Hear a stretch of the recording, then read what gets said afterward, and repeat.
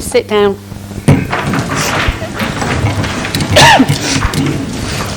Before we start, I need to remind you of the usual housekeeping messages. There are no fire alarms tests planned for this evening, so if the alarm sounds, please leave the chamber by the nearest door, then follow the illuminated fire signs and assemble in the car park at the rear of the building. Thank you. The first item this evening is apologies for absence. Apologies for absence have been received from councillors Amos, Birch, Clett, Cropper, George, Holden, Lemerinell, Berry, Armstrong and Webster. Are there any other apologies to note? Oh, I thought you were standing up. The next item is confirmation of the minutes of the last meeting. Can I please have a proposal that the minutes of the council meeting held on the 27th of January 22 be approved as a correct record? Happy to propose those, Madam Mayor. Thank you. Is there a seconder for the proposal? Does anyone want to comment on the factual accuracy of the minutes or propose an amendment? Thank you. Would those members present at the meeting on the 27th of January who are in favour of confirming the minutes as a correct record, please indicate. Anyone against? Any abstentions? That has been approved, thank you. The next item on the agenda is declaration of interest. As this is a budget meeting, I need to remind you that on the 6th of September 2012, the Council passed a resolution granting a dispensation under Section 33 of the Localised Act 2011, enabling all councillors to speak and vote on issues relating to the setting of the council tax, unless any member is disqualified from voting under the provision of Section 106 of the Local Government Finance Act 1992, because there are 2 or more payments in arrear with their council tax. Councillors do not, therefore, need to individually declare an interest in the agenda item 9 just because they are council taxpayers.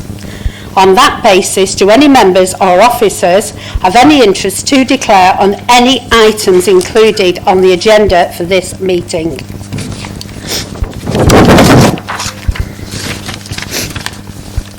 No, we'll now move on to item 4, announcements. There are a couple of announcements this evening. Councillor Henderson, please may I invite you to say a few words about Councillor Rita Amos. Thank you, Madam Mayor. It's not an easy one, of course. I'd like to thank Stephen for the very kind words that he said about Rita and the family to lead into that. I'll look at it from the leader of a group's point of view and the leader of the council, and somebody who has known Rita and the family for quite a few years and got to know them a lot better than just as a fellow councillor. Rita became a councillor on Wyre in 1999. I believe then that she had a brief sojourn and then stood again and has been a councillor ever since. I first met Rita properly in about 2007 when I became a councillor and served on many committees with her, and always found that she was an excellent committee member, always turned up, always was ready, did everything correctly and kept an open mind on all sorts of meetings. And she was always very calm as well, not losing her temper like I could on occasions, but she was absolutely lovely. There was no two ways about it. And it was also to the benefit of this council when Rita actually talked Ian into standing, because he was a reluctant candidate stroke councillor. But it was talking to Ian that you found out why, because Rita stopped driving when she started to have trouble with her eyes. So Ian, being the perfect taxi driver, drove his wife everywhere. And he said to me one day, he said, I might as well become a councillor because I keep driving her to meetings. So I'll throw my hat into the ring and I'll be a councillor. And I thought that was super, because there are occasions when husband and wife teams don't work out on the council, really. And yes, quite so, Robert. But Rita and Ian certainly were not of that ilk at all. They worked together perfectly. And Ian said to me, after he'd been a councillor for quite a while, and we were just having a chat, and he said, I was looking at committees, and Ian said, why don't you put me on every single committee that Rita's on? It'll be easier, because then I just drive her to the committee, I sit on the committee as well, and then we go home. And then I don't have to drive her to any committee meetings that I don't sit on when I might want to go out with the lads and have a pint. And Rita just went, that's why he's driving me, to save him from going to the pub. So it was, yeah, it's a bit of a win-win, is this one. And they worked together absolutely perfectly. There's no two ways about that. I spoke with Ian today. He sounds a little bit better, but of course, naturally, he's completely devastated at the loss of his wife. I've lost my train of thought now on that one, madam. Sorry about that. No, I'm back on track. When I look at, as I do, as Democratic Services asked me to look at, but I don't need to look at Ian and Rita's, attendance at meetings, I can quite honestly say there are very few sitting here who attain 100%. But Rita and Ian are two of those very, very few. 100% attendances at committees that they're appointed to, at full council, and at task groups that they sit on. You couldn't separate them. Unfortunately, they're physically separated now. But we shall always, I shall certainly always think of Rita and looking at committees and so on and so forth, because she was one of those that I was always reluctant to go and ask. If I needed somebody to do something or I needed someone to fill a hole in a committee, Rita had come first in my mind, and I think, no, David, don't go and ask Rita. Go and find somebody else to do it, because she'll say yes. And there was one point where I actually counted how many committees that Rita sat on. And we try to work it that you sit on 2 or 3, and that's really sufficient to focus everybody's mind. At one point, Rita was on either 5 or 6 committees. That was taking up a huge amount of her time. But she didn't mind. She gave of it freely. And she will be sadly missed. There's no two ways about that. When I spoke with Ian today, and also Paul went to see him yesterday, he said exactly the same to Paul as to me. And he said, please, I told him what I was going to do tonight, and he just said, please, when you speak, say thank you to everybody for all their kind words and the support that they're given. Thank you, Madam Mayor. Would any...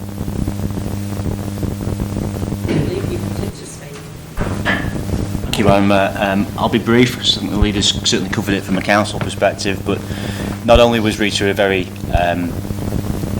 effective, reliable and hard-working councillor, but she was also a friend to a lot of people in this room as well. I've never heard a bad word said about her from either side of the political spectrum. She was just a very pleasant person to be around. She's a big loss to the people of Cleveley's. As David said, she served twice on the council, first for Victoria Ward and then in Park Ward when she came back from a brief hiatus, and I believe she even once tried to stand for Jubilee to complete the set. So Cleveley's has lost, and this council and this and its members have lost a hard-working councillor and a friend. My heart goes out to Ian and to the family, and I know that Madam Mayor, you'll yourself miss her terribly. So, very sad day. Thanks, Madam Mayor. Just to echo the words of Councillor Henderson and Councillor Vincent, Rita was a long-standing and respected councillor in Wyre, and obviously in particularly Cleveland's Park. I'd actually forgotten until it was mentioned in the write-up that she'd actually been a councillor for Victoria as well. So that's going back over 20 years now, and she's, you know, fantastic service to the people of Cleveland, and she will be sadly missed, and certainly the thoughts of all of us and the Labour group will be, you know, our thoughts are with Ian and Radford and all of the family at this time. It's a horrible time for them to go through, and I know how they feel. Yes, of course you can, John.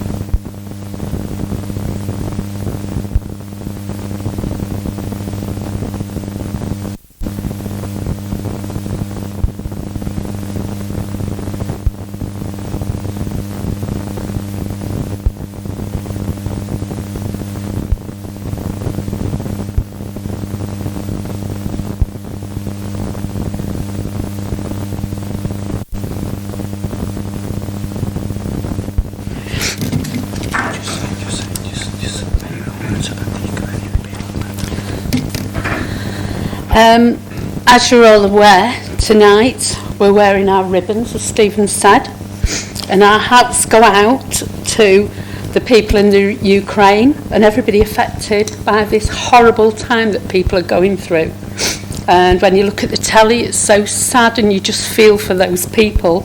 So I've got an envelope tonight, and if you'd like to make a donation, I'm going to send that off on behalf of us all. So if you'd like to do, I'm going to pass it round. I'll start with Gary. And we'll let you know how much money it's gone in. So if you haven't brought any money tonight, or you do want to write a cheque, if you can make it payable to me, Andrea Kay, I will get all the donations. I will have it checked off here so we know exactly what's gone in the envelope. Or if you send one to my house for people that have forgot, or to Wyre and let me know I can pick it up this week, we'll send that out. And hopefully, if everybody does that, it might make a little bit of a difference to the children and the families that are starving and trying to get to a safe place to live. Thank you. Right, moving on to the agenda. So we're on item 5, public questions and statements. However, there are no questions from members of the public this evening, so we'll move on to item 6. Excuse me. Questions on notice from councillors. Again, there are no such questions this evening. So the next item is a report on the amendment to the Localised Council Tax Support Scheme 22 to 23 Energy Bill Rebate. Items. Councillor Michael Vincent, would you please introduce the report and propose the recommendation? You have up to 5 minutes, please. Thank you, Madam Mayor. I won't need that. The report is before members. There's not really much change to the policy. Happy to answer any questions, but otherwise I ask that it just be approved. You got a seconder for that proposal, please? Thank you. Are there any comments, questions or amendments?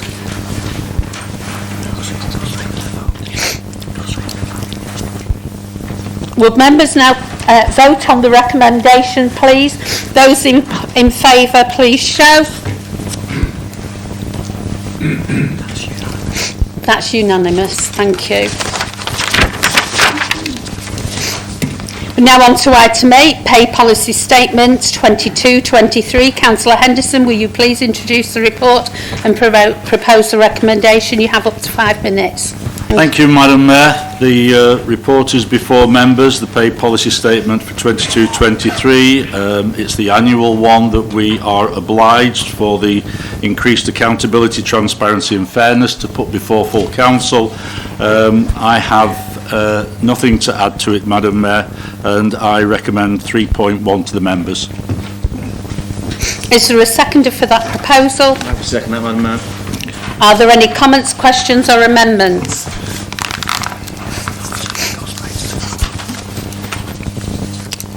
Would members now please vote on the recommendations of the pay policy statement for 22-23 to be approved? Those in favour?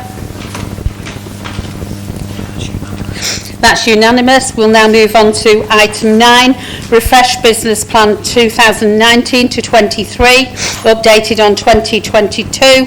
Councillor Henderson, would you please introduce the report and propose the recommendation? You have up to 5 minutes. Thank you, Madam Mayor. The Refresh Business Plan is to ensure that the medium and long-term resources and services provision are prioritised and that they are planned in accordance with the medium term. It has gone through O&S, which I attended, and comments were made, but no alterations were made to it. So therefore, Madam Mayor, I put recommendation 3.1 to the members. Is there a seconder for the proposal? Second that, Madam Mayor, but we reserve the right to speak. Yes. Are there any comments, questions or amendments? Councillor Fail. Thank you, Madam Mayor.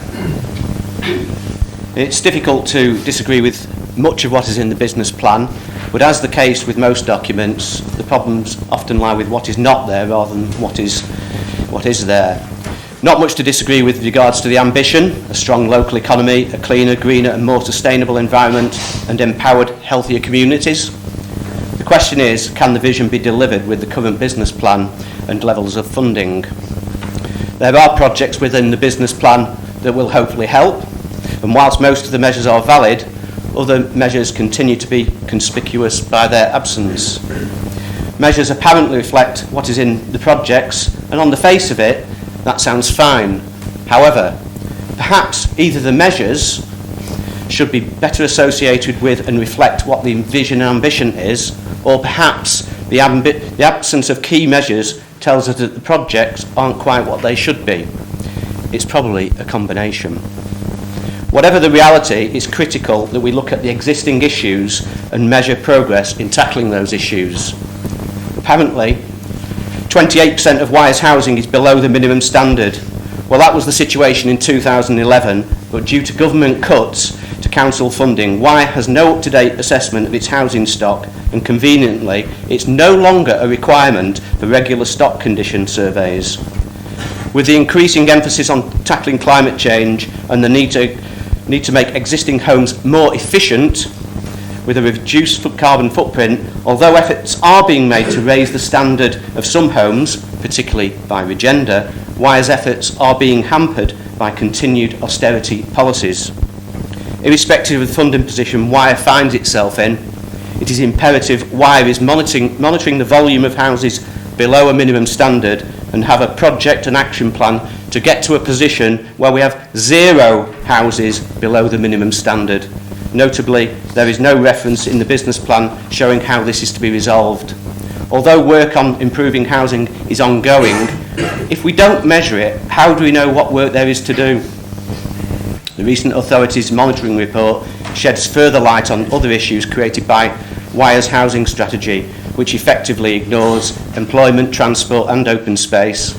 So concerned are some to deliver on government-imposed housing targets that, astonishingly, that target is taking precedence over other issues such as those reported in the recent Authorities Monitoring Report. 5 Fleetwood Woods and Jubilee, all featuring nationally in the bottom 10% for the most deprived in a number of categories: for education, skills and training deprivation, for employment deprivation, for income deprivation, for health deprivation. Bournemouth also features in the bottom 10% for health deprivation. Again, in terms of the business plan, it seems these very significant issues are not sufficiently on the Council's radar, seemingly no monitoring and a lack of action to address these unenviable statistics. The delivering our vision part of the business plan includes the statement, completing the full review of the local plan.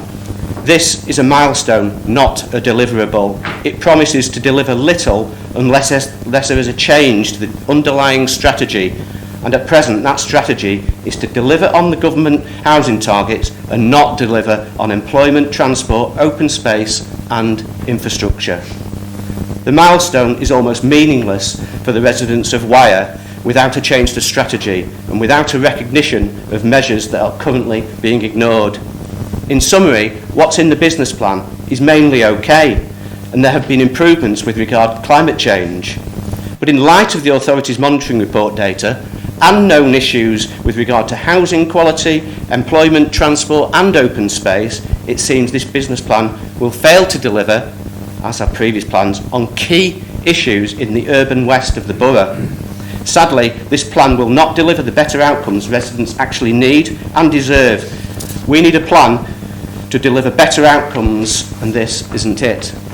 Although we can't support this particular plan, what we will support is a plan that shows demonstrably that Wyre is tackling the known issues. This council should be using evidence in the State of Wyre, Authorities Monitoring Report and elsewhere to determine its direction. It seems Wyre is not yet at that juncture, as that evidence has not been pulled together and reflected in this business plan.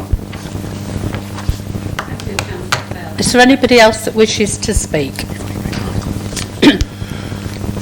Councillor Vincent. Thank you, Madam. No, I'm Councillor Vincent now. He's Alan. Thank you, Madam Mayor. Thank you, Madam Mayor. I have to say that there was a suggestion from Councillor Fale there that this council has a strategy to build houses and, quote, not focus on the delivery of employment, transport and open space. That's just a lie. It is just not true.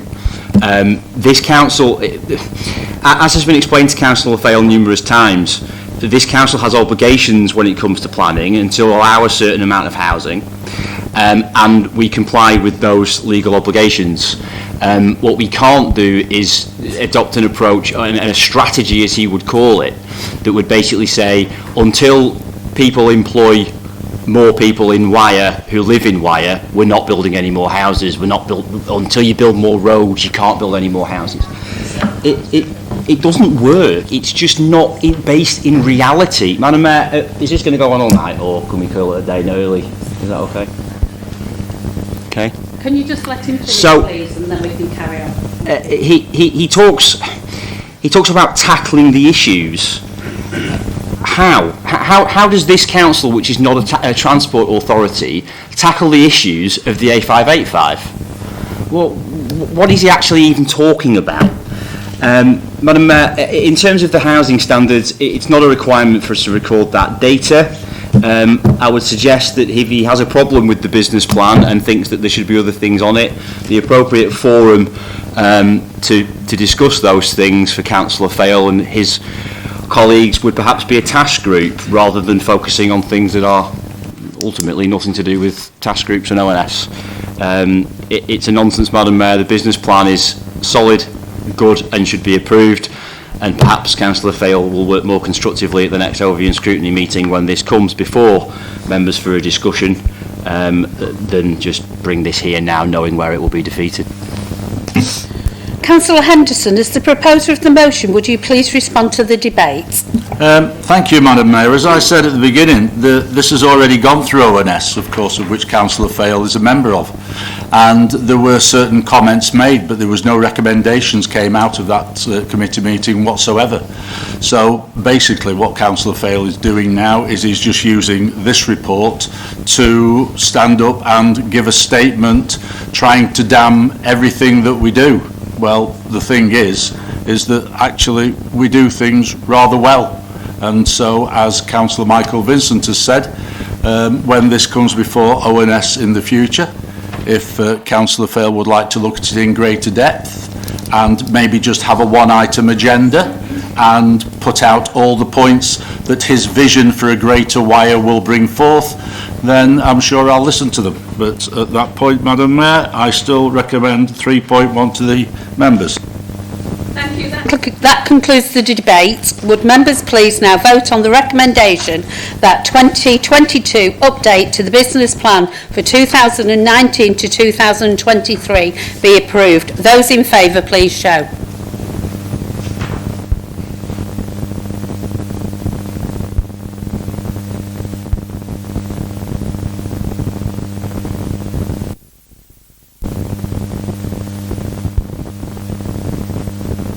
Those against?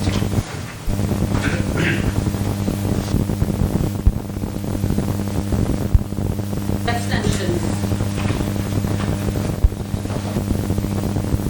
The recommendation has been approved. The next item on the council tax for 22-23 is the revenue budget for the capital programme. As usual, the budget meeting, we first need to deal with two procedural issues. Firstly, I intend, in line with the normal convention, in accordance with my discretion under Procedure Rule 16.4, to allow the Leader of the Council, when proposing the budget and council tax, and the leaders of the opposition groups, when commenting on the proposing any amendments to it, to speak without restricted by a time limit. All other speakers in the debate will, as usual, be limited to a maximum of 5 minutes each. Secondly, I propose that the Procedure Rule 16.6b be suspended to allow a single debate to be held on the budget, including any amendments proposed to it. Would you please indicate whether or not you agree to the suspension of 16.6b to enable us to have a single debate on this item? Those for? That's unanimous. We'll move on. Thank you. We will now start the debate. Councillor Henderson, would you please introduce your report and formally propose the budget recommendations of the Cabinet as the formal council tax resolutions? As recommended on pages 33 and 34 of the agenda, you have unlimited time to do so.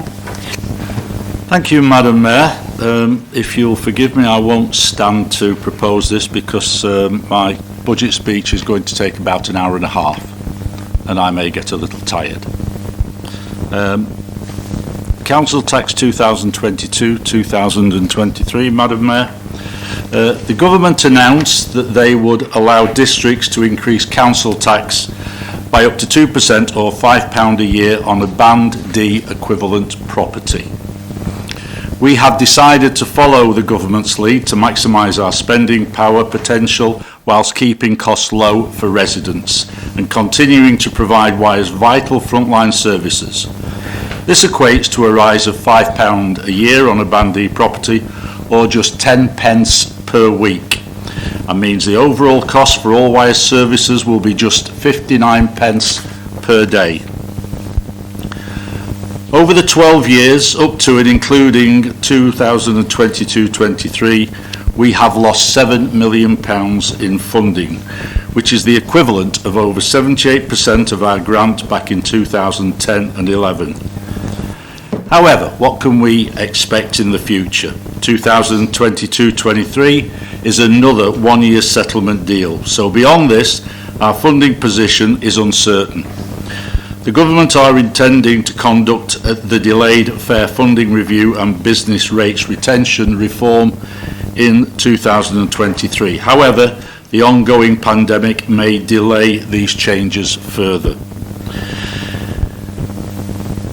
We have prepared for compensating for the reduction in funding over the years by reducing spending and not increasing the level of borrowing, and balancing the books through efficiency savings, income generation and prudent financial management, including exploring commercial opportunities.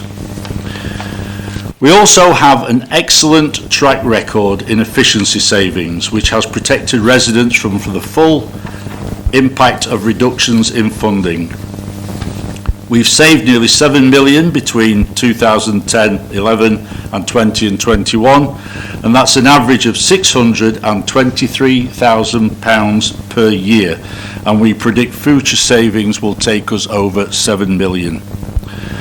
Wyre's never shied away from challenging how we deliver services or making difficult decisions, and will continue to do so. This means continually reviewing how we operate, being innovative and ensuring services meet the needs of our communities. So what does this budget mean for our residents? Wyre has been steadfast in protecting and improving council services so residents consistently receive high standards of delivery. Our latest Life in Wyre survey results show that 80% of our residents are satisfied or very satisfied with where they live. Some of our key activities over the last 12 months and looking ahead include: throughout the year, our support for the NHS has continued with a focus on getting people vaccinated. Our venues have hosted vaccine clinics, including drop-in sessions, allowing thousands more people to get their first, second and booster vaccines and give themselves the best protection possible against COVID. Wyre has consistently had one of the highest vaccine rates in the country, and we are proud to have played our part in that. Looking at the business in Wyre, we are working hard to help businesses get back on their feet following the pandemic. Since 2020, we have paid £52 million to businesses in grants. Through our additional restrictions grant scheme, we have helped businesses to open in vacant town centre premises and at Fleetwood Market, giving our high streets a boost. We have launched a new scheme with partner Rebate to provide free social media training and support to help businesses encourage customers back to the high street. The platform also includes access to the local rewards scheme to give residents an incentive to shop locally. We recognise that a successful business begins with a healthy workforce. Together with Active Lancashire and our partners in the Business Health Matters programme, we are offering a range of free courses to Wyre small and medium-sized businesses to help them improve the physical and mental health of their employees. Funded by the European Social Fund, we are delivering accredited qualifications for employees and business owners to become workplace health champions through a choice of 1- and 3-day courses. We will be hosting open courses for people from across the borough to join, or we can come into a workplace to deliver the training. Through the Business Health Matters programme, employees can also access courses to improve their basic skills in maths, English, or English to speakers of other languages. Looking to the future, we are working towards relaunching our Wired Up Business Support Network as a way for businesses to access information, funding and best practice ideas and networking opportunities. We are also pleased to be once again hosting the Wyre Business Awards later this year. And focusing on our town centres, we have set up town centre partnership boards across Wyre to boost regeneration, gain a better understanding of the current situation in each area and highlight opportunities for improvement. Each board is made up of local key stakeholders, businesses, community champions and representatives from the education sector, and together we are working to form future plans for our town centres. In partnership with Historic England, we have been working to support Fleetwood's Heritage Quarter to improve buildings through the High Street Heritage Action Zone. The council has already offered over £200,000 in grants to key heritage buildings in the area, with more grants available until March 24. Work has begun on buildings in Fleetwood, including Fleetwood Museum, the Steamer and St Mary's Presbytery Church. There are many more projects in the pipeline, including building improvements to Fleetwood Market, with work due on a number of other schemes in the next few months. The projects are intended to support Fleetwood's existing heritage and enhance the historic high street and vibrancy of the town. Project Neptune. The Neptune Fish and Food Processing Park development located on Fleetwood Docks is due to be completed this spring. We have been working with partners to build a new, modern facility to support the fish processing business located at the docks. Project Neptune will safeguard jobs in the fish processing industry, as well as create up to 100 new ones. It is also hoped that future investment in the wider dock site will be unlocked, and the success of Project Neptune will lead to further investment. This ambitious project has been part funded by £4 million from the government's Getting Building Fund, as well as capital investment from Wyre Council to purchase the facility, and financial support from Lancashire County Council's Lancashire Economic Recovery and Growth Fund.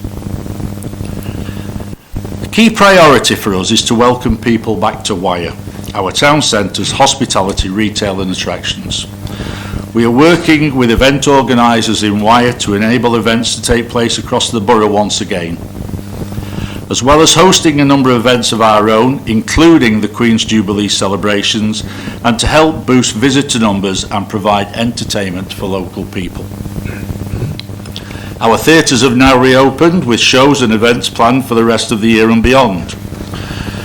We have made improvements to Fleetwood Market, including a new outdoor street food courtyard, an art gallery space as an extension to the Market House studios, and new signage, as well as a range of new free family events.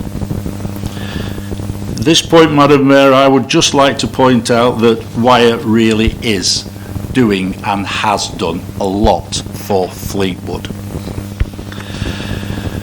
For a healthier Wyre, we have invested £1.5 million of funding into our leisure centres to support and reopen all of them following their closure due to the pandemic, and have since welcomed members old and new.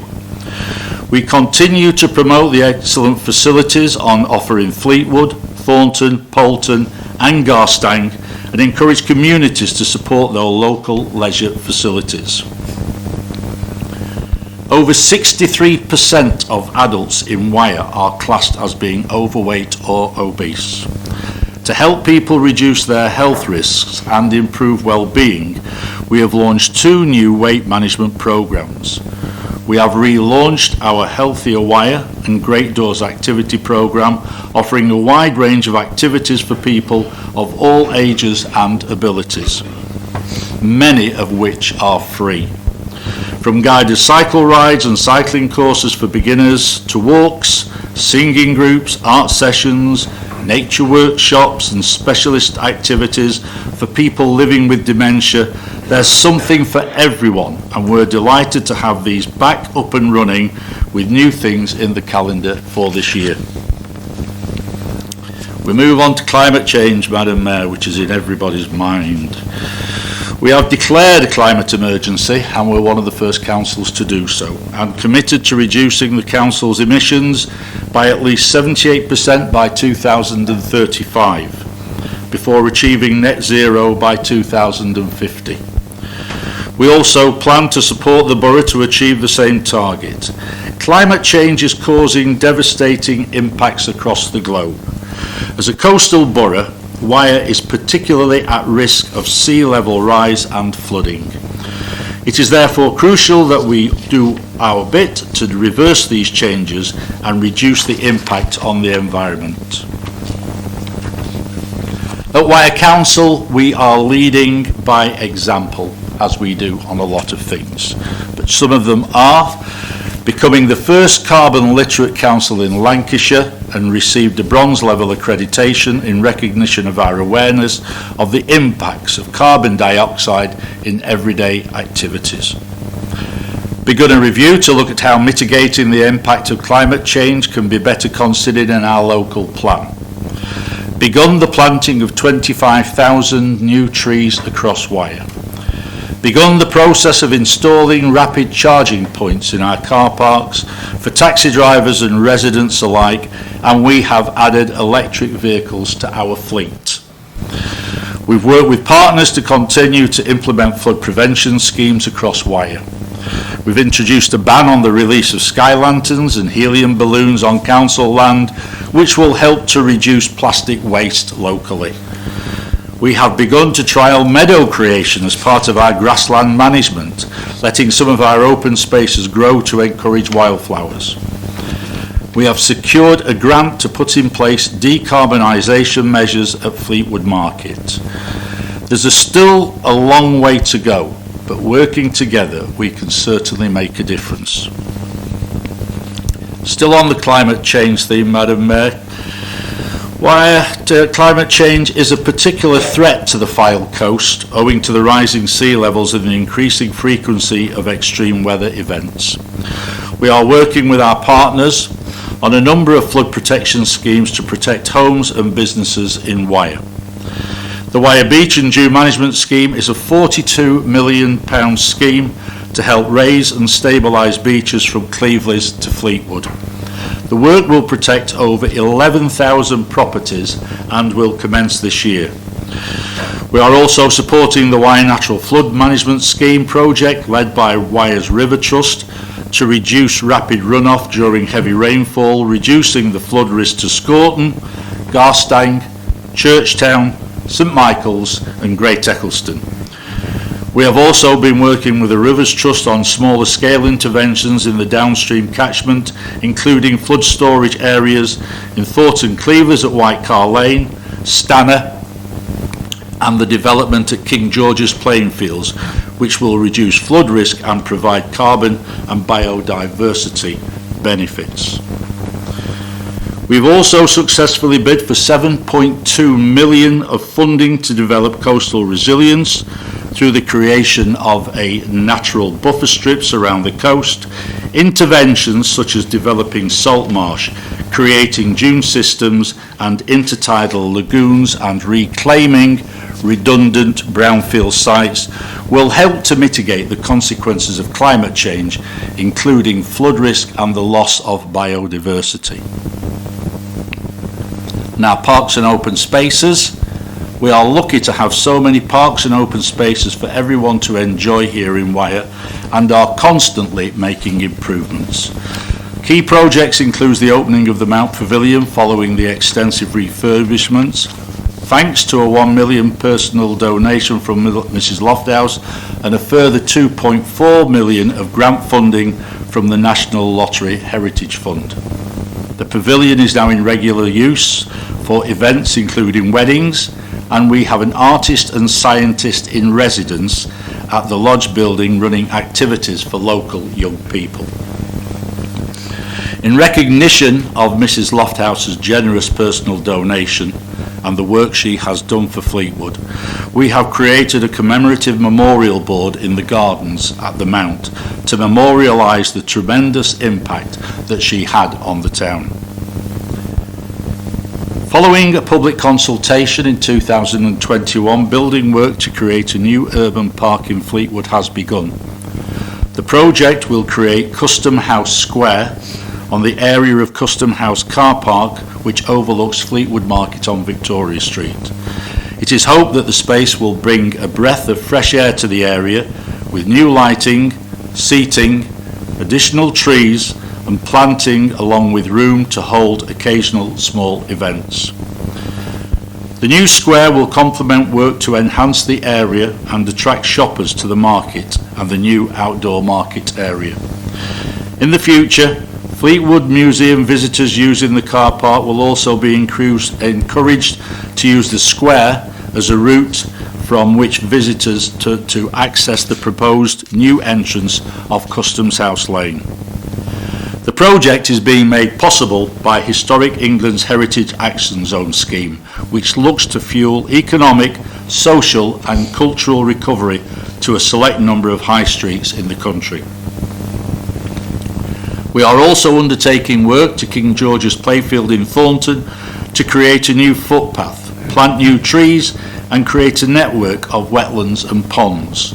The work will create habitats for biodiversity, to help restore Royals Brook to make space for water, help improve river quality and aid better drainage of surface water from neighbouring sports pitches. Work begins this spring and the majority of works will be completed this summer, with tree planting taking place in the winter of 2022 and 23. As we look to the future with positivity following the pandemic, we are working on a garden of reflection at the front of the Civic Centre in Poulton. It is hoped this will provide a peaceful space for people to sit and to take a moment to reflect on what has happened in the immediate past. Poulton's Vicarage Park, Hawthorne Park and Wyre Estuary Country Park in Thornton and Fleetwood's Memorial Park have all received Green Flag Awards for yet another year. Ferry Beach and Marine Beach in Fleetwood and Rossall Beach and Jubilee Beach in Cleveland have all been awarded Seaside Awards for another year.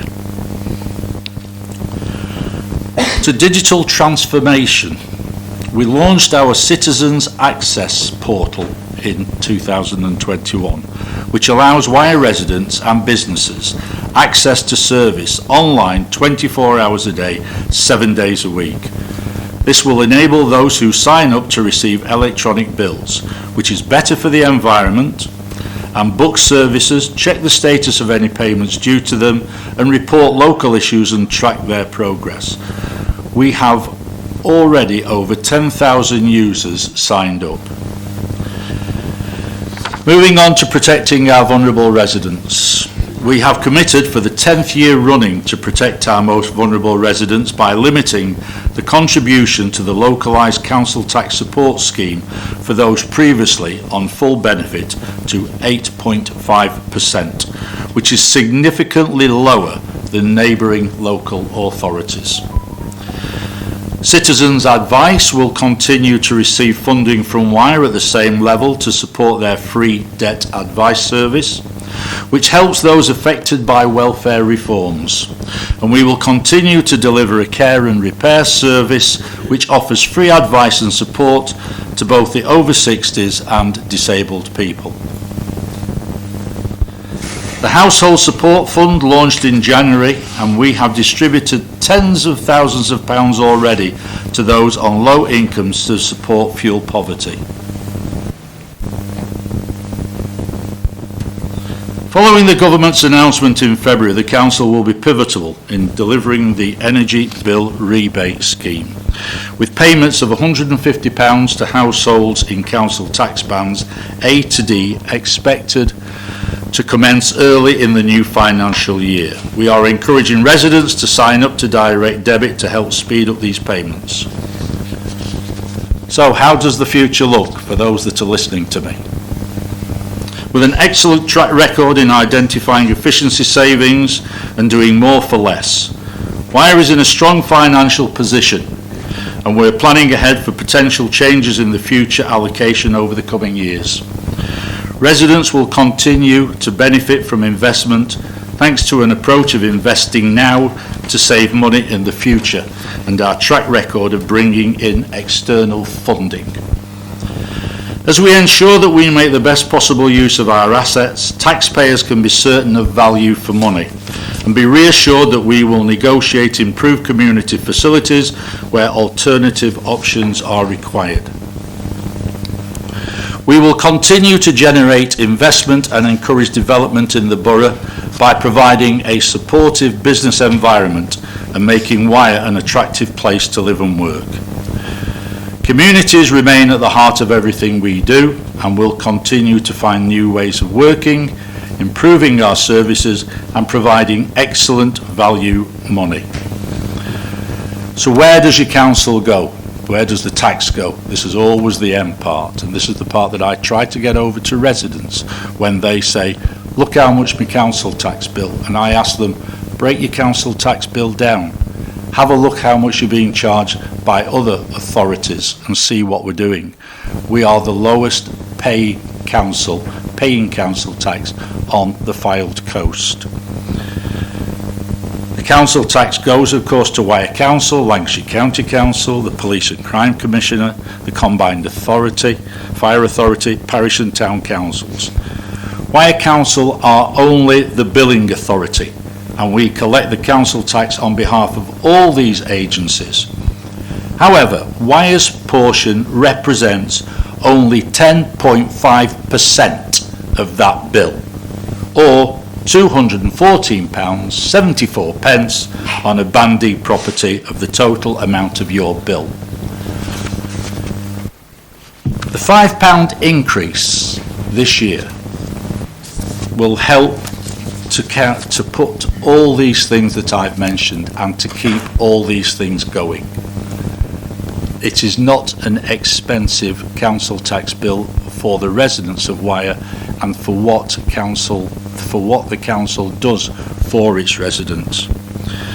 Madam Mayor, I should like to thank Claire James and her staff for putting together through sheer hard work this budget, and I really do thank them all for that. This budget, Madam Mayor, like previous years, keeps Wyre Council in its rightful place as a top performing council, and I commend this budget and its recommendations at 3.1 to 3.4 to members. Thank you, Madam Mayor. Thank you, Councillor Henderson. Is there a seconder for the proposal? Second, then reserve the right to speak, Madam Mayor. Thank you. Councillor Fail, you now have an opportunity to comment on the budget, and if you wish to propose any amendments to it, you have unlimited time to do so. Thank you, Madam Mayor. The handling of the pandemic could and should have been far better than it was. Perhaps if the government had acted upon its findings. We've never had one before. For goodness sake. Can we let Councillor Fail speak, please? Continue. The handling of the pandemic could and should have been far better than it was. Perhaps if the government had acted upon the findings of its own simulation exercise of a pandemic, Operation Cygnus, in 2016, then things might have been different. When you ignore something, quite often it comes back to bite you, and so it proved. One of the tragedies of the last 2 years has been the incompetent response from government. The country was totally unprepared for a professional response to a pandemic. Not only has it resulted in the premature death of tens of thousands over the last 2 years, but also the waste of billions of pounds that this council and many others could have spent to create lasting good. Instead, the government dished out contracts and loans. Point of order, Madam Mayor. Councillor Fail's obvious statement is absolutely nothing to do with this budget.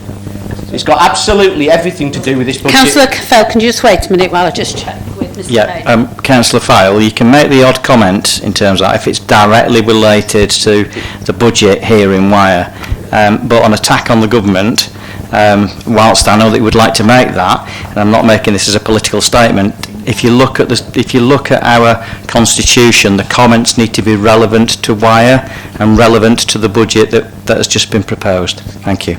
Do you want to take a second just to look at what you're going to say? They are relevant, and when it gets to the point, you'll realise why it's relevant. Would you just want to take a minute just to check what you're going to say so we can go smoothly? Well, I have read it, and I know the point. Well, can you keep to the track of what you've got to do? Well, I'm trying to do, but this is never... Well, continue now, but please keep to the track. I don't want to have to stop you again.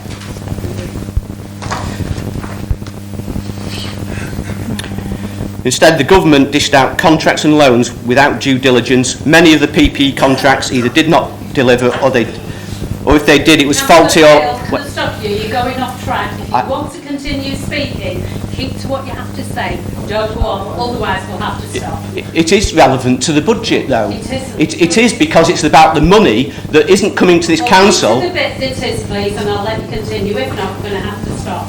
So basically, I can only say something providing the controlling group in this council think it's relevant. Is that what you're saying?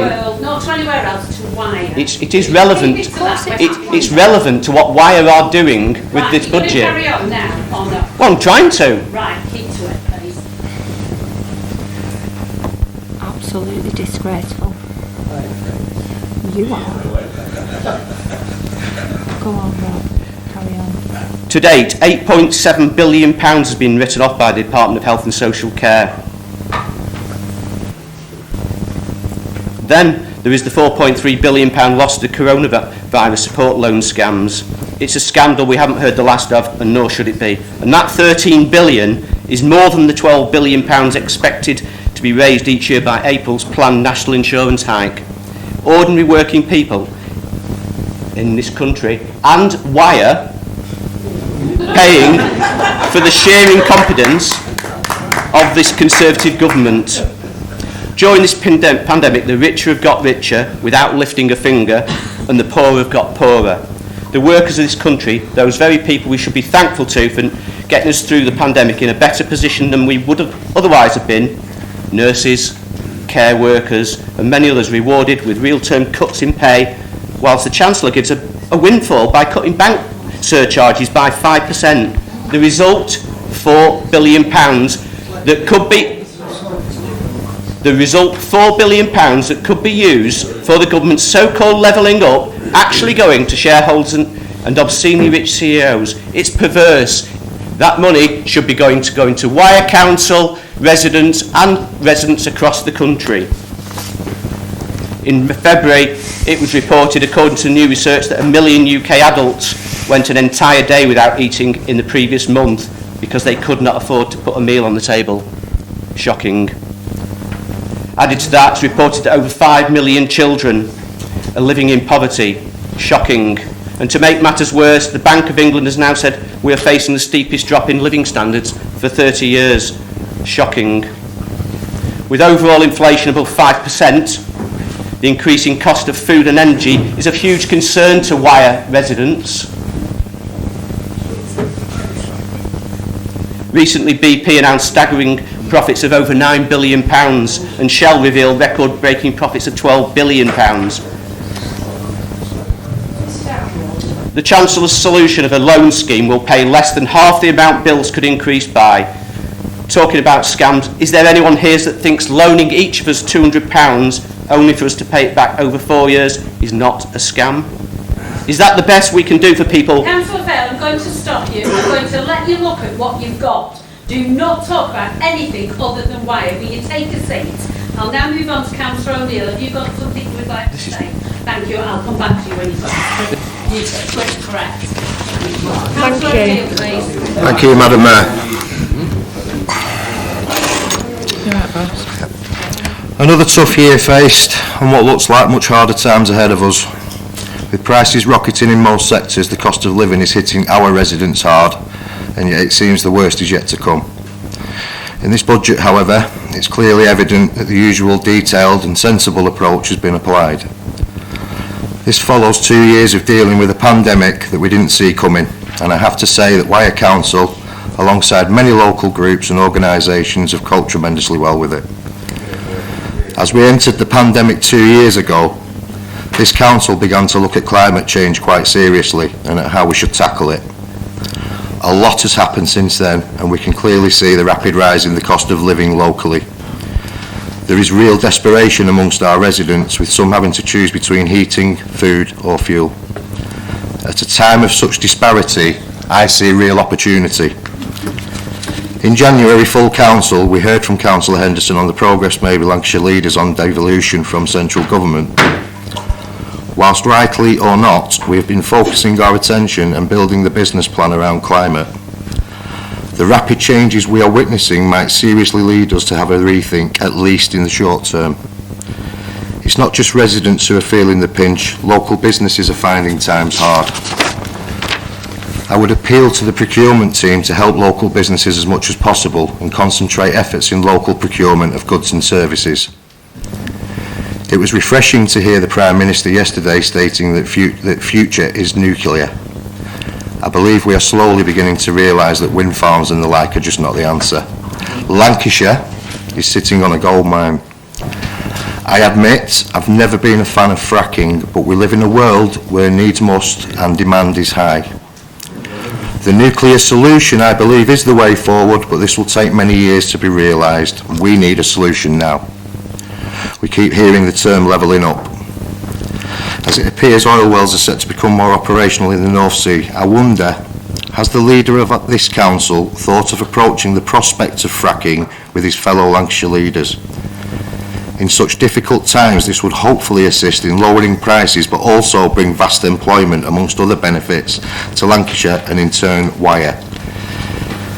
I believe if it was on the county's terms, it would become much more beneficial than if it were forced from central government.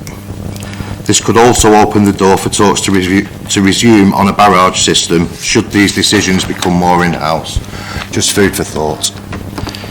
With regard to the annual council tax hike, I see no issue with the usual bandy £5 increase, as the council has performed its duties diligently and maintained its service standards at the right levels. It's also pleasing to see the huge progress already made by the new Police and Crime Commissioner, and it gives me much more confidence that the large portion of council tax received by the police is now being spent on community policing instead of brightly coloured police cars and pandering to the sensibility of small minorities. It's also pleasing to see that we've budgeted £10,000 for the Queen's Jubilee. All in all, as referred to earlier, a good sensible budget, and thanks goes to Claire James and her team for all their efforts once again.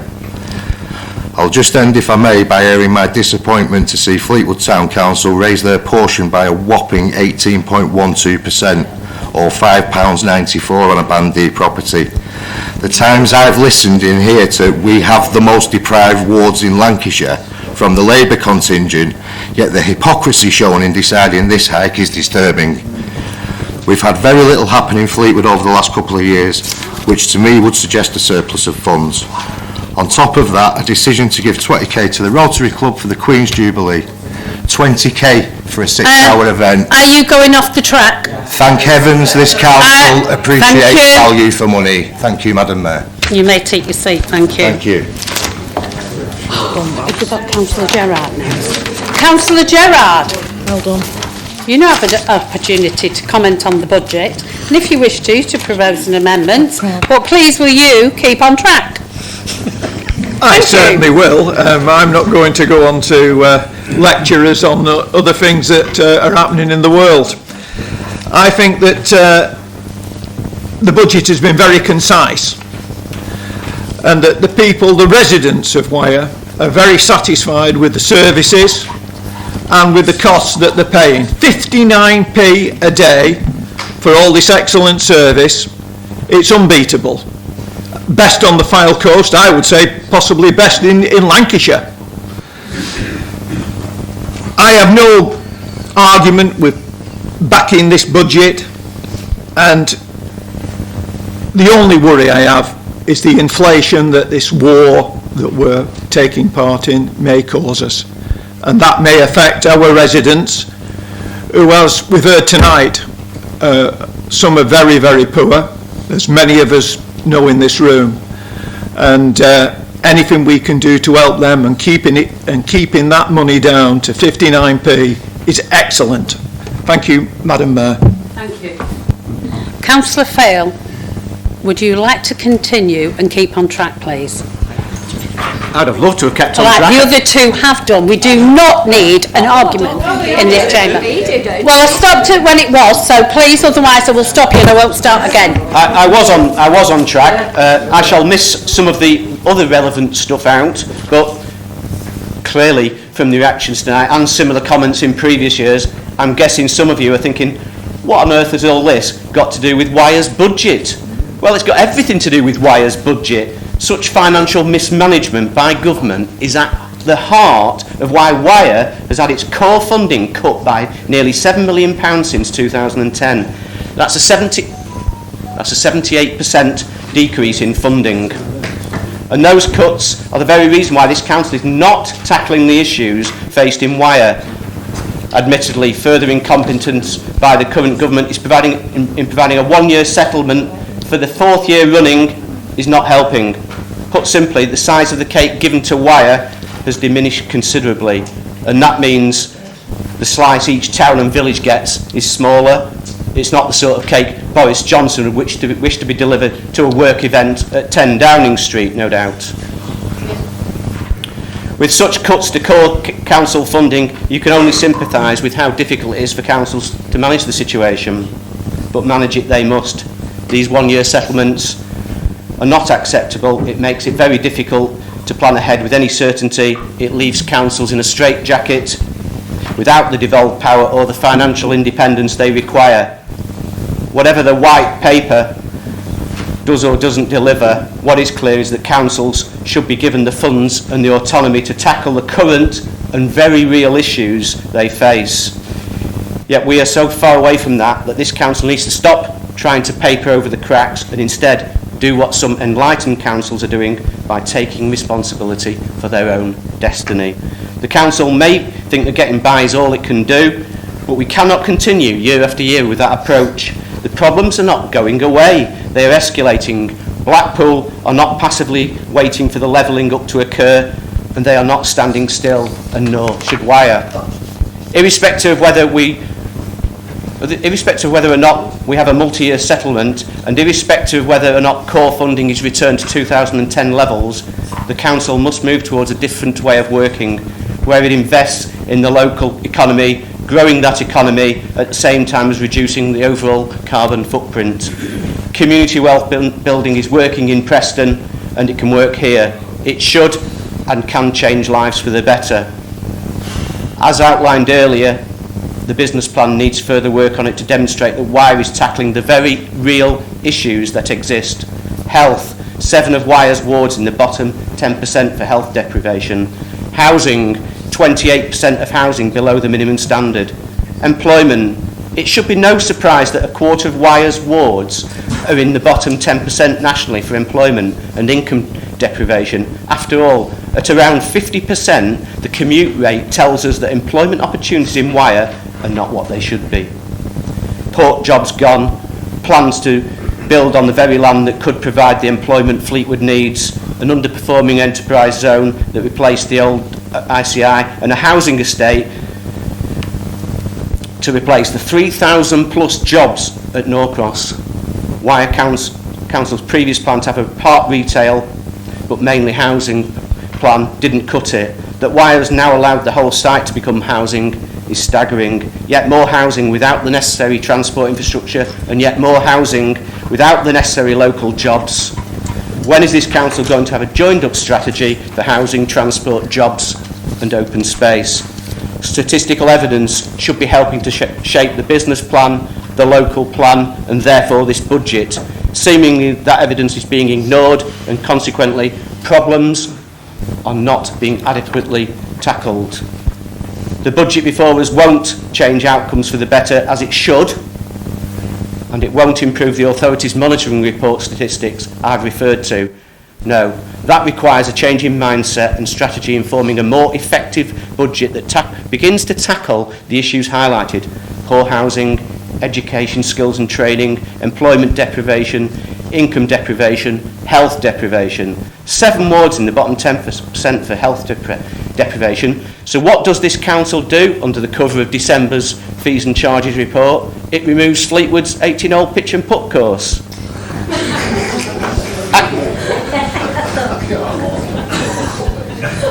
Active leisure facilities removed. Excuse me, councillors, please will you be respectful while he finishes his speech? Thank you.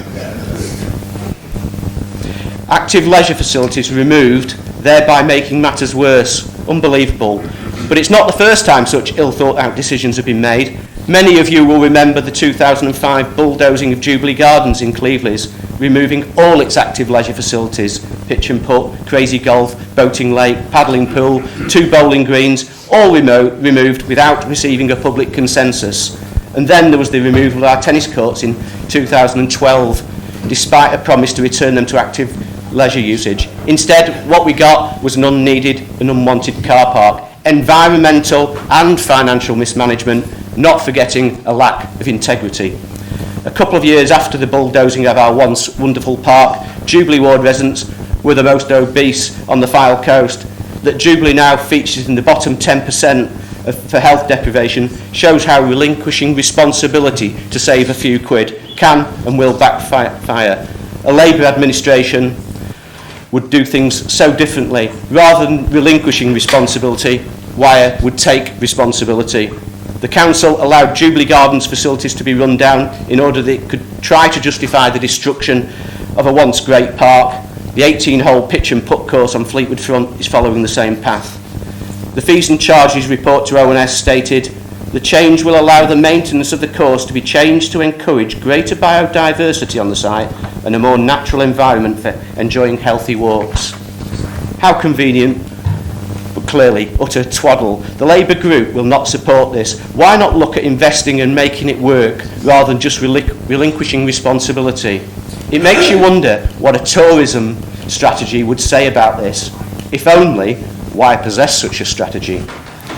Nor will the Labour group support the hefty increases to charges at Marine Hall and Thornton Little Theatre. Following on from similar increases last year, hiring costs have now gone up by 25% in 2 years. And worse still, for wedding ceremonies at Marine Hall and the Mount Pavilion, prices will have increased by 43 or 44% in 2 years. It looks opportunistic, following the cancellation of many weddings over the last 2 years, and it feels like exploitation. We should be trying to grow the service without ripping off residents. Added to these stealth taxes, residents have also got a 10% increase in NI, doubling of energy bills, cuts to universal credit, a 5% plus inflation increase, and now we have a £5 increase at Wyre and a 3.99% increase by LCC. Residents must be thinking, when is the government and this council going to step up to the plate and address some of the problems they face? Yes, we could put forward amendments to ensure the pitch and putt remains open and is invested in, as it should be.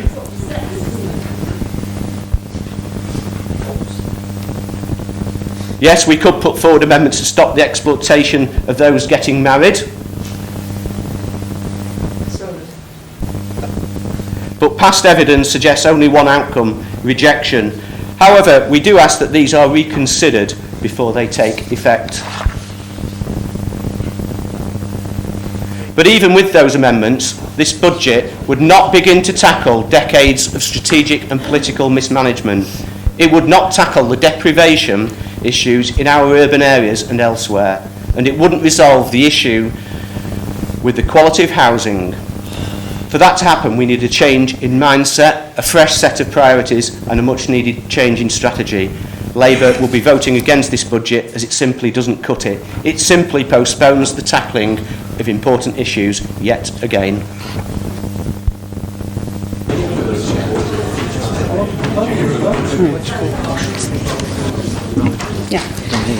Yeah, I'm doing that one. Would any members who wish to speak on the budget and the council tax recommendations proposed by the leader of the council, please indicate you have up to 5 minutes each. Councillor Moon. Thank you, Madam Mayor. I'd just like to say to the leader what a fantastic report you presented to us, and congratulations to the finance team for doing yet another good job for us. As for the rant from the leader of the Labour group, it was just absolutely beyond ridiculous. Yet again, he has a rant about the government, which is nothing to do with his council, and then again, no amendments. If you don't like it, propose something different, but no amendment. It's just pathetic. And I propose that we move to the vote as soon as possible.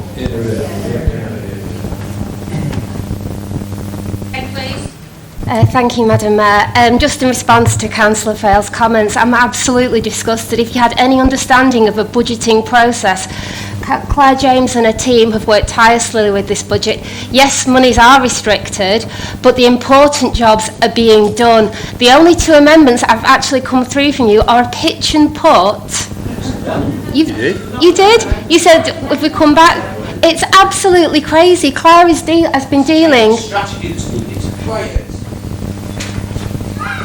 Claire and her team have been dealing with important issues that our residents need facing. They don't need dramatics from the Labour group at a budget meeting. They need an actual council who will deliver on the day-to-day needs of their families and their homes, and that is what this budget does. In incredibly difficult times, we're doing everything we can. There aren't serious issues in the borough. We are meeting the services and the needs of our residents. It's an excellent budget, and Claire yet again has done it with limited funding, and I think she needs to be applauded.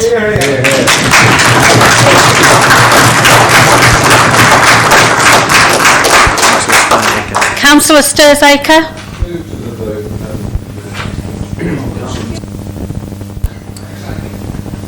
Again, rudeness. I'm sorry. I'm appalled tonight. I really am. You're appalled tonight. Yes, I'm appalled that two of your members have been either playing games on their computers, or making, sending... Please can we stop this and move on? Councillor Sturzaker.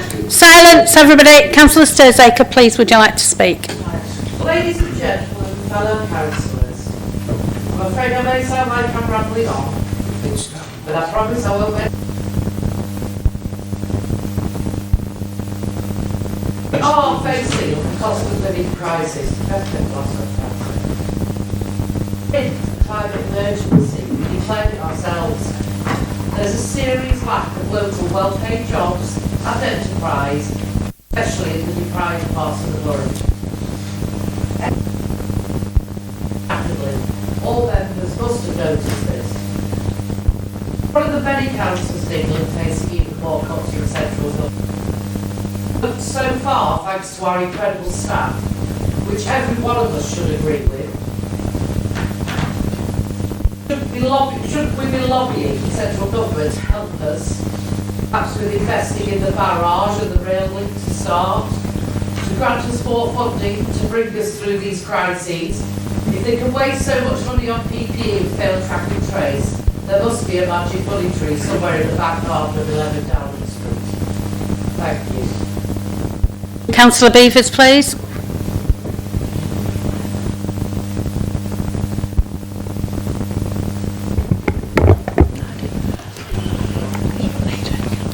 She likes you. Councillor Fale has highlighted some of the inequalities that exist within Wyre, and specifically those in Fleetwood, Thornton and Clevedleys. Wyre has endured 12 years of austerity by this Conservative government. This budget will not help the thousands of residents dealing with the current cost of living crisis or the massive health, education, employment inequalities within our communities. We need to demand real investment now. Why are we not doing this? Where is the famous levelling up money? This council has been tightening its belt and making do for the last 12 years. The officers of this council have tried their best to steer us through, and we are extremely grateful for all of their hard work.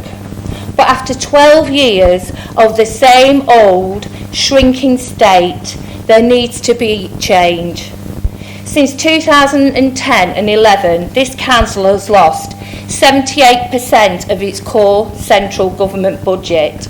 78%. Without this council using the new homes bonus or bribe to plug the massive hole in our finances that has been imposed by this Conservative government, Wyre would have been sunk. But we can't continue this way. We can't continue to decimate Wyre with inappropriate housing across every open space and green field just so we can survive another year under the Conservative austerity agenda. We need to start the fight back right now. We need to demand our due. We cannot expect our officers to do this for us. This is our battle. This is a political battle. The battle should be led by the Wyre Cabinet team. But do they care enough? Are they even brave enough? Will you demand a fairer deal for Wyre? Will you deliver the much promised levelling up money? Will you get us the desperately needed investment into our communities? Will you deliver? I think not. You should be banging on the door of number 10 Downing Street and asking your mate Johnson for all that was promised. We've had 12 years of austerity and 12 years of lies. It's time we ask the Conservative group of Wyre to instruct their Conservative cabinet to get up off their knees and demand that the government, that this government, sorry, it's gone, the party that they stand with deliver on all the promises. But we in the Wyre Labour group won't be holding our breath. Thank you. Councillor Alan Vincent, please. Thank you, Madam Mayor. The mark of a good council is one that provides services at the lowest possible cost, and that's a conservative ethic, and that's what the Conservatives, generally speaking, deliver. We've heard tonight, I think, from the speech we heard from Councillor Henderson, that the overall budget is 10.4% of that the council tax take is taken by Wyre, and that's the real mark every year. That's the figure you should always look at. The highest it ever was 14%, and that was in the years 95 to 99. Now, I wonder who ran the council in 95 to 99. Oh, of course, it was Labour. And they were so grateful that the public then threw them out and never brought them back in. And that's the crunch of it. This council provides good services at a low cost, and it does it well, and everybody knows that they do it well, which is why all they can talk about is converting a basically redundant pitch and put into something that's going to be better and more healthy for people. It's absolute nonsense. I would like you all to make a note that Councillor Fale thinks that Preston City, the Socialist Republic of Preston, is the model that we should follow. Make a note of that, because I think that will come back to bite him quite soon. Thank you. Are there any more comments, questions? Councillor Michael Vincent, you reserve the right to speak. Would you like to do that now, please? Thank you, Madam Mayor. Come on, let's have some respect, please. Some respect, please. Councillor Sturziker, I note your comments with regards to the cost of living. It's something that we do consider. It's something that we are very mindful of. Unfortunately, the same things that are pushing up the cost of living are pushing up costs for this council, which gives us no choice. We don't like raising taxes, and that is ultimately what we are doing, but it's something that we have to do. You mentioned the barrage and the rail link, and we agree with you. These are top priorities for this council, and they are things that we will be asking for when the county deal goes ahead. Unfortunately, at the moment, there are lots of different factions within Lancashire. Let's just say that the four Conservative councils agree on what we should do, and there's lots of bickering amongst the Labour authorities about what we need, what we want, what we should ask for, etc. And as for Councillor Fale, I don't really know what to say. We live in the real world. I'm proud of what this council has achieved since austerity came in. It has been difficult. Despite what they think, we don't thank government for cutting our budget. We're not happy about it, but we don't really have anything that we can do about it. So the options are either just refuse to just carry on spending like we were in 2010, or actually deal with it and do the best that we can. I don't subscribe to their socialist nonsense. The people of Wyre don't subscribe to their socialist nonsense, and nor do the people of the UK. If you want to proof of that, just look at election results in any of those places. Blackpool and Preston, as Councillor Alan Vincent says, are not well-run councils. They borrow money and spend it to try and improve those areas. And when interest rates are very low, that's fine. But, Madam Mayor, one thing that comes after a cost of living crisis is inflation. And with inflation comes interest rates. And interest rates go up, not down. And those record low interest rates that came after 2008 aren't going to be there for very long. And this council will have little to no debt, and those allegedly well-run councils will have a lot of debt, and that's going to be a problem. Councillor would you please respond now to the comments made during the debates? Thank you, Madam Mayor. Yeah, that'll do. I'd like to say thank you to Councillor O'Neill and to Councillor Gerard for their realistic and sensible comments. Thank you very much indeed, gentlemen. Apart from the fracking. There's, well, even the fracking one I listened to. I have to be perfectly honest. And I would bring that up at Lancashire Leaders as well. Have you finished? Thank you. Sorry. And that's fine, I accept that. And I will bring that fracking one up and see what happens, because somebody has to mention it. There's one thing about all of us sitting here, and that being in opposition is really, really easy. You can chuck what you want. You don't have to back it up. And half the time you pray that you don't actually get to need to back it up by actually getting to the position that you say you want to be. And Alan pinched a little bit of what I was going to say, and that is the 94 to 95 debacle that this borough had to put up with, being run by Labour. And they increased council tax over those years that they were in by 37.5%. Thank you, Madam Mayor. I'm going to leave you with that thought and put the recommendation 3.1 to 3.4. Thank you. The Local Authorities Standing Orders, England Amendment Regulations 2014 require that a recorded vote to be taken on any decisions relating to the setting of the budget and council tax. Mr Payne, would you please read out the names for a recorded vote? Thank you, Madam Mayor.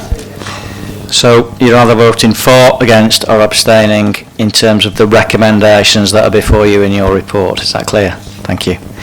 So, Councillor Lady Atkins. For. Councillor Sir Robert Atkins. Aye. Councillor Ballard. For. Councillor Baxter. For. Councillor Beavers. Against. Councillor Barry Birch.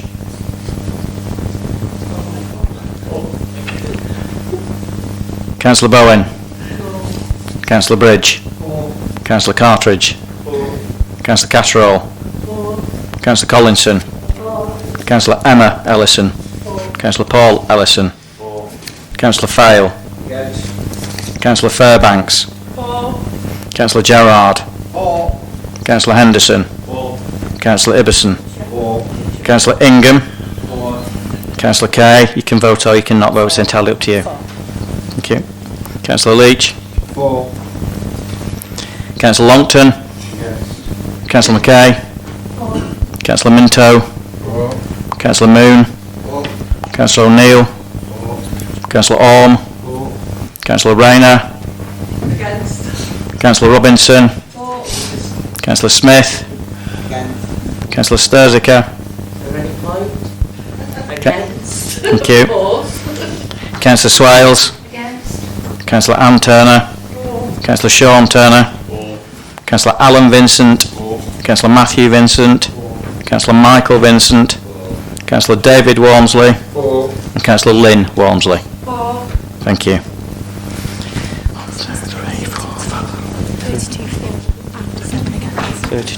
32 for, 7 against, so it's the recommendations are approved, yeah. Councillors, that was 32 for, 7 against. The recommendation has been approved. Are we doing that bit now? We now need to take a vote on the recommendations prevailed. No, that's done. Is we all done? No? Item 11, notice of motion. There are no notices. Councillor Vincent, please. There are no notices of motion this evening, so that concludes the meeting. Thank you for attending. Have a safe journey home. Thank you. Michael. Hey? Naughty Michael. Don't get me that. I'll get you the lid. You need to scrub in the film.